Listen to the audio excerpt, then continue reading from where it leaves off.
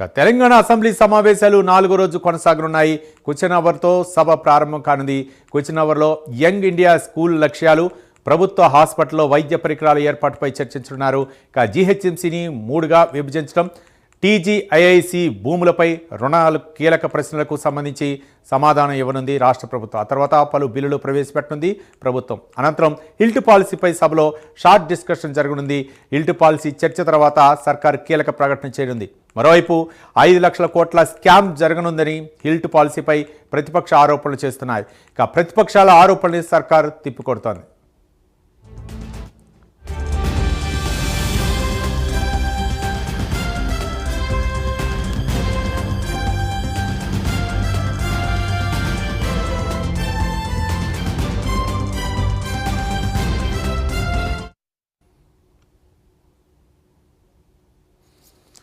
నాలుగో రోజు ఈరోజు తెలంగాణ అసెంబ్లీ సమావేశాలు జరగనున్నాయి. దీనిపై ముఖ్యంగా ఇందులో హిల్ట్ పాలసీపై ప్రధానంగా చర్చ జరగనుంది. దాదాపు 5 లక్షల కోట్ల స్కామ్ జరగనుందని హిల్ట్ పాలసీపై ప్రతిపక్షాలు ఆరోపణలు చేస్తున్నాయి. అయితే ప్రతిపక్షాల ఆరోపణల్ని సర్కారు ధీటుగా ఎదుర్కొనే అవకాశం ఉంది. దీనిపై మరింత సమాచారం మా కరెస్పాండెంట్ అజీం అందిస్తారు. అజీం, నేడు 4వ రోజు తెలంగాణ శీతాకాల అసెంబ్లీ సమావేశాలు ప్రారంభం కానున్నాయి. అయితే మరి కాసేపట్లో ఈ సమావేశాలు శాసనసభ, శాసన మండలి 2 సమావేశాలు కూడా ప్రారంభం అవుతాయి.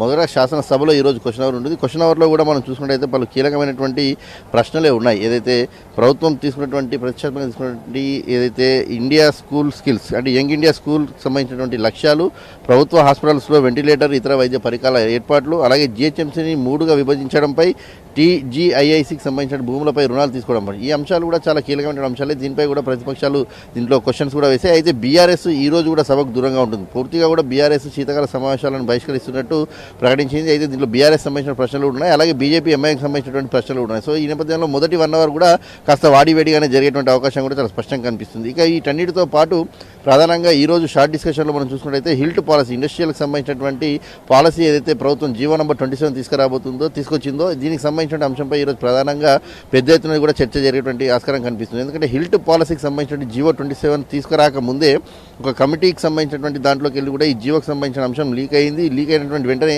ప్రధాన ప్రతిపక్ష పార్టీ అయినటువంటి బీఆర్ఎస్ దీంట్లో 5 లక్షల కోట్లకు సంబంధించినటువంటి స్కామ్కి కాంగ్రెస్ ప్రభుత్వం తెరలేపనుంది, అందుకే ఈ హిల్ట్ పాలసీని తీసుకొస్తుందని చెప్పి కూడా విమర్శలు చేసింది. సో ఈ నేపథ్యంలో కాంగ్రెస్ పార్టీకి సంబంధించినటువంటి మంత్రి శ్రీధర్ బాబు కూడా దీనిపై మాట్లాడుతూ కూడా ప్రభుత్వం ఇది బీఆర్ఎస్ హయాంలో తీసుకొచ్చినటువంటి పాలసీయే, ఆ సందర్భంలో తీసుకొచ్చిన పాలసీని వారు చేస్తే పాలన, మేము చేస్తే స్కామా అంటూ కూడా ఏదైతే కాంగ్రెస్ పార్టీ ఇప్పటికే గట్టి ఎత్తున కౌంటర్ కూడా ఇవ్వడం కూడా జరిగింది. సో ఏదేమైనా ఈ రోజు ప్రభుత్వం దీనిపై ఒక పూర్తి స్థాయి క్లారిటీ ఇవ్వనుంది.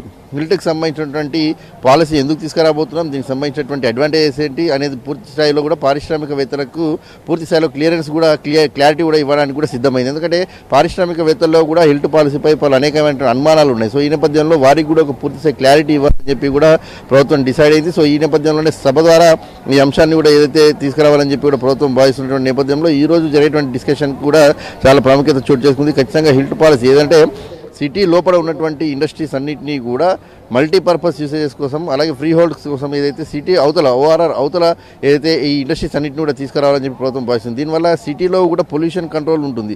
ఎలా అయితే ఢిల్లీలో ప్రస్తుతం ఏదైతే పొల్యూషన్ ఎఫెక్ట్ ఉందో అలాంటి పొల్యూషన్ ఎఫెక్ట్ ఫ్యూచర్లో జరగకుండా ఈ రకమైన నిర్ణయం తీసుకుంటున్నాం. అలాగే పూర్తి స్థాయి బాధ్యతలు కూడా భూములకు సంబంధించిన వారిపైనే ఇస్తున్నాం కాబట్టి మల్టీపర్పస్ యూసేజ్ చేసుకోవడం కూడా వారికి కూడా అవకాశం ఉంటుందని చెప్పి ఒకవైపు ప్రభుత్వం చెప్తుంది. దీంట్లో ఎలాంటి స్కామ్ లేదు, ఏమీ లేదు, కేవలం ప్రజల రానున్న భవిష్యత్తు తరాల అవసరాల కోసమే ఈ నిర్ణయం తీసుకున్నామని చెప్పి ఇటు సర్కార్ చెప్తూ పోతుంది. సో ఈ నేపథ్యంలో ఇవన్నీ అంశాలపై కూడా పారిశ్రామికవేత్తలకు కూడా హిల్ట్ పాలసీపై ఒక క్లియరెన్స్ ఇవ్వాలి. ఎందుకంటే సెప్టెంబర్లో తీసుకొచ్చినటువంటి హిల్ట్ పాలసీపై ఇప్పటివరకు కూడా ఒక్క పారిశ్రామికవేత్త కూడా ఎవరు కూడా దీనిపై దరఖాస్తులు చేసుకున్నారు. సో ఈ నేపథ్యంలో ప్రభుత్వం కూడా పూర్తి స్థాయిలో సభ ద్వారా హిల్ట్ పాలసీకి సంబంధించిన అంశాన్ని ప్రజలకు అలాగే పారిశ్రామికవేత్తలకు వివరించాలని చెప్పి కూడా డిసైడ్ అయింది. అయితే బీఆర్ఎస్ అయితే ప్రస్తుతం సభ నుంచి బహిష్కరించింది. అయితే బీజేపీ కూడా హిల్ట్ పాలసీపై పెద్ద ఎత్తున ధర్నాలు చేసింది, ఉద్యమాలు చేసింది, దీనికి వ్యతిరేకంగా కూడా అనేక కామెంట్స్ కూడా చేసింది. సో ఈ నేపథ్యంలో ఈ రోజు హిల్ట్ పాలసీపై కూడా అటు బీఆర్ఎస్ అటు కాంగ్రెస్ పార్టీ అలాగే బీజేపీ ఎంఐఎం పార్టీల మధ్య కూడా ఖచ్చితంగా ఏదైతే పెద్ద ఎత్తున చర్చ జరిగే అవకాశం ఉంది. అలాగే శాసన మండలిలో కూడా ప్రశ్నోత్తరాలు అలాగే కొన్ని బిల్స్ కూడా ప్రవేశపెట్టనున్నారు. దీంతోపాటు ఈరోజు ఎమ్మెల్సీగా